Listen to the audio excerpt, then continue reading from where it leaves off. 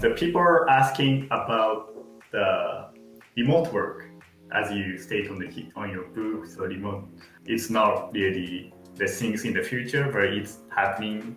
I think that maybe because of the pandemic things. I also personally moved from the big city to the, so here is a remote island in Japan. So there's the beautiful ocean around. So I have moved from the Tokyo to here, but when maybe 3 months ago, and I'm enjoying life here, and I still believe that remote work is the future standard of the developer. It's one of the best, lifestyle. So people are asking about the best practices or successful factors transforming the company to the fully remote company, or transforming development team to the full remote team. And many Japanese companies are struggling transforming into it. So what do you? Yes. Yeah, I think this is one of those great big questions I thought we would have answered earlier. We wrote a book in 2013 called Remote Office Not Required that talked about the fact that we had already at that point spent over a decade working remotely. Our company was founded as a remote company all the way back when I started working with Jason in 2001. I was in Denmark, he was in Chicago, and we started working together, and we've worked like that ever since. Clearly, we first of all have a lot of experience with it, and we've seen those benefits you talk about. I've lived in all sorts of, I've lived in Spain, I've lived in the US, I've lived in Denmark, and I've lived all these places because I didn't have to go into one office. And it's been an amazing lifestyle to be able to have that freedom. But it's not trivial to make the transition, particularly if you're a company that's been around for quite a long time, that have certain habits about using an office. So let me run through some of the big changes that you simply have to make. The one thing is, the number one concern we get from managers when they want to transform to remote work is that they're very concerned that workers will goof off. That if they're not in the office, they will play video games, they will do laundry, they won't work very long. And we have just seen repeatedly, both at our own company and other companies over the years, that is the exact opposite people should fear. They should fear overwork, not underwork.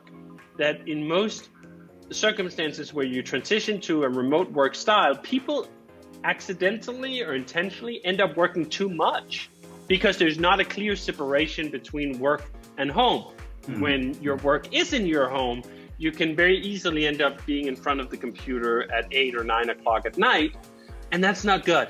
It doesn't lead to healthy, happy, productive people over the long term. I know that Japan in particular has quite a challenge with overwork in general, not just remotely, but also in the office. And hopefully this transition to remote work can be one of the ways where that conversation is accelerated, that like it's not good.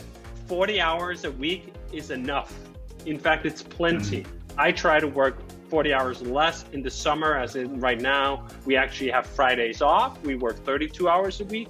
Does anyone look at our company and say we don't get enough done with the people we have? We don't have enough influence in the industry. We don't put out enough products? Absolutely not. And I think all of these things come from the fact that it's not about the number of hours you put in. It's about the quality of those hours. And that's where remote work is so powerful, because it increases the quality of the hours. Spending 4 hours remotely where you can sit by yourself, you can close the door, you can really dive deep into hard problems, is worth so much more than spending 4 hours at a busy open office somewhere where you're constantly interrupted and you can't find a flow and you can't find your focus. So when you move to remote setup, you can work less and get more done. It's kind of the magic elixir of work, right? That you don't have to get people to work longer hours. In fact, you have to try to do the opposite. So that's the first thing, is to dismantle this fear that if you go remote, then people will goof off and you won't be able to get the work done. That less work will get done, the business is going to struggle. It just doesn't happen like that. In fact, you have to take active steps to ensure that people know that they don't have to be online all the time. In Europe, they've gone as far as to make it part of the law that employees don't have to answer email on the weekend. And I think this is that kind of idea we have to get into.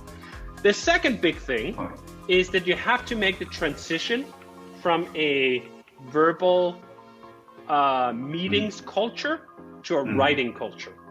It is absolutely essential that you transform from having meetings as the primary tool for collaboration and for dissemination of information, and you move to writing. Almost everything, whether it's a new project update, it's a new initiative, should start in writing. Because when you start in writing, you allow people to work together asynchronously. So someone can be deeply focused on their work from 9 o'clock to 11 o'clock. They just block out those 2 hours. And then when they come back up at 11 o'clock, they can check things, they can read things out. If they had a day where they show up at 9 a.m. and then at 10 o'clock there's a meeting, there's only 1 hour where you can get any work done. A lot of programmers will look at that hour and go like, you know what, it's not even worth it. Exactly. I can't even get into the flow. I can't understand the problem I'm working with. I'm not even gonna bother. I'm just gonna answer email. So now you have your meeting at 10, then you're done at 11, and then it's lunch at noon. You go like, that's another hour, I don't know. Now you've wasted half a day. So when you go asynchronous, when you switch from meetings to writing, you allow people to put together their own workday in a way that works for them. Now, transitioning from meetings to writing is very difficult. And it's very difficult for several reasons. One of the primary ones is this notion that everything is a hurry, that everything needs to happen right now. In the books we've written in Rework, we call it ASAP is poison, as soon as possible. Right? Yeah. That there's this notion that like, we have to have a call right now and you have to jump on it right now. No, almost never is anything urgent unless the application is on fire and customers are screaming because they can't access their data. Almost everything can wait until tomorrow. And that's a very difficult transition for people to make who've been stuck in this notion that it has to be ASAP. We're constantly changing direction. I'm constantly talking to someone about something new that they have to do. But if you make that transition and you get to this place where collaboration primarily happens through written form, it's the magic wonderland.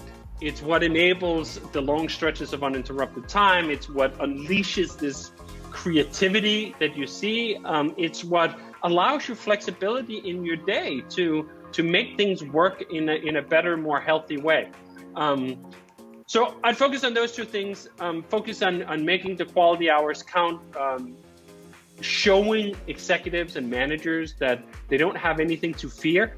The work will still get done. In fact, more work will be done. In fact, they have to make sure people don't overwork. And then the second part of it, transition from meetings to a written culture. Write first, meetings last.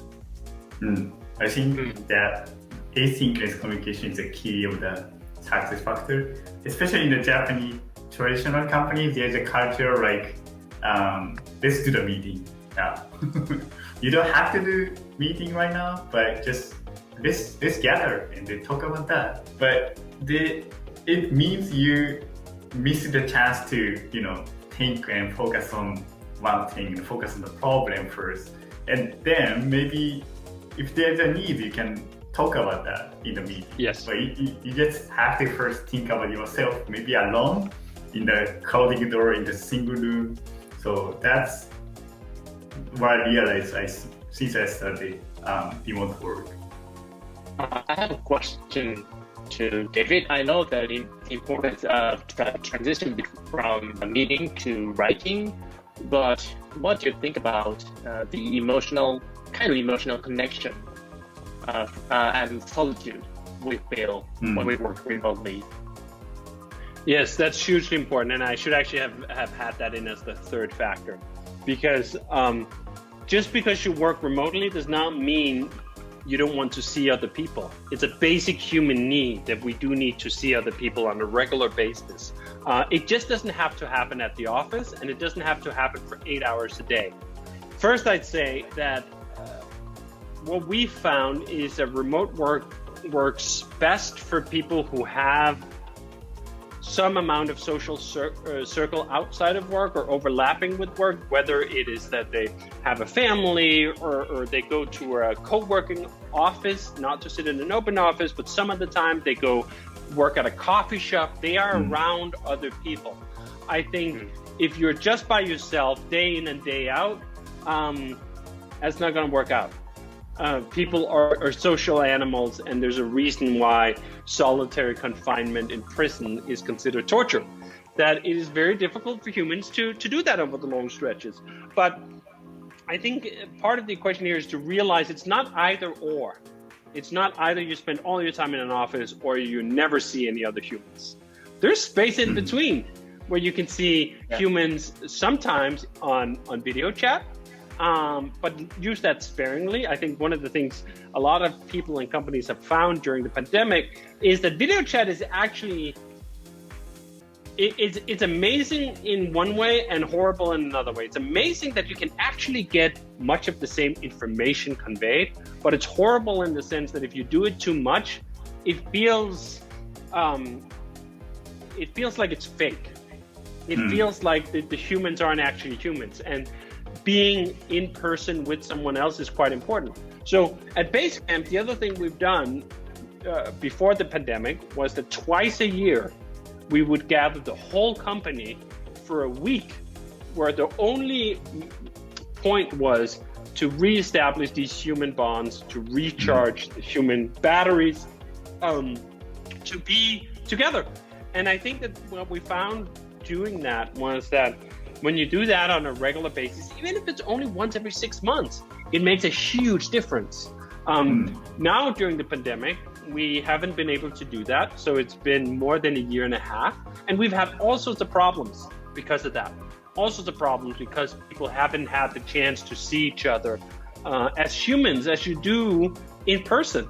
And I think it is a big problem. So even when you're enthusiastic about remote work, you still have to consider the fact that, yes, it's great most of the time, but you have to pair it with humanity. You have to pair it with preferably the ability to see your coworkers in the flesh at regular intervals.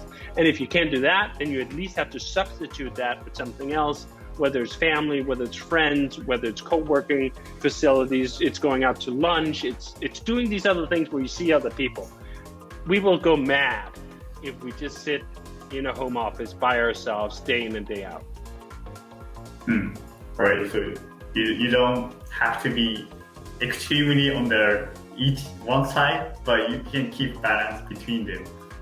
Is that like every 6 months in Basecamp to do the whole company meetup, the physical event? Yes, right. For almost since we started, at least for over 10 years before the pandemic, the whole company would meet every 6 months. And I mean, we're not just remote in terms of like one country, we're remote with people all over the world. And we would fly everyone in still to spend time together for a week. And it was totally worth it. Totally worth it, even though it's expensive to do that. But the payback you get from establishing those human bonds and topping off is totally worth it. But even so, I mean, it's not like that's the only thing, right? Like that's something that happens every 6 months, and I think it is very important. But you also have to pair it with other things for each individual person. And I think that's what the pandemic has made particularly hard for a lot of people who perhaps didn't live with family, is that those normal things they would have done, whether they would go to an office or some people would work out of a library or they would go to a co-location office, they couldn't do that. I think that has put an incredible mental burden on a lot of people that shows how important it is that we see other humans and we use those bonds, and we don't forget that just because we can be productive with remote work without it is not long-term sustainable, because humans are social animals. Right. So if possible, can you tell us what you guys are doing in the event, doing every 6 months, right? You guys do like whole company meeting or like more like group work of the each teams? We do all of it. So we do both company-wide meetings where we all sit together and talk. I mean, our company at its largest was just under 60 people. So it's not like we're gathering 10,000 people. We can still fit in one place. Although there are companies that also do that, gather thousands of people and make that work. But some of it is to just spend time together. A lot of it is like playing games. So we would meet for a week and we would play games together. We would sit and talk together about all sorts of things that aren't necessarily directly related to work. We would eat a lot of food together. We would do activities together. We've gone go-karting, we've gone to museums, we've gone all sorts of just spend time together without having, here's a target, we have to do this. So it's almost like, almost half vacation, half work. And the part that's work is we're just doing the things that feels good to do together. So the main focus is simply just to spend time together.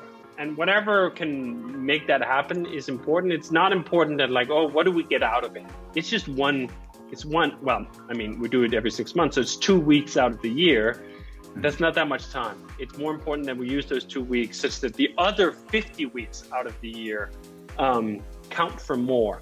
And that people see each other as humans. They don't just see each other as avatars or names in a chat or something else. They can remember what that person is like. Right. I think that's interesting because a lot of companies in Japan are trying to do the same thing, but their focus is not really interaction, like human interaction, but they are trying to produce something the worth of the time, worth of the cost. Right. So they're trying to like we're gonna fix a mission statement where we're gonna do the whole company goal. I think it's important to figure out, why are you doing this? Why are you gathering everyone up? It's not like whatever you can do in a week, it's not going to be that important compared to what you can do in 50 weeks. Gathering up people is an investment in the social bonds that keep the company cohesive and working, frankly, because the more these social bonds fray, the more likely you are to have conflict, the more likely you are to have misunderstandings, the more likely people are essentially going to grow unhappy with their work situation.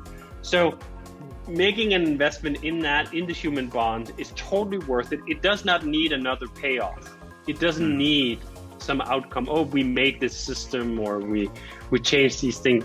Don't think of it like that. Don't think about the return on investment, as you would say, is what you got out of that week in terms of something concrete. No.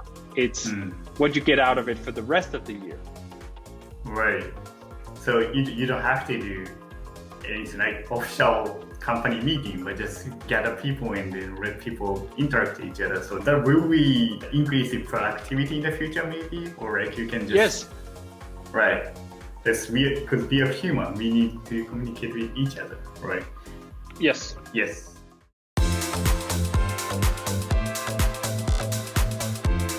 ご視聴ありがとうございました。よければチャンネル登録、グッドボタンお願いします。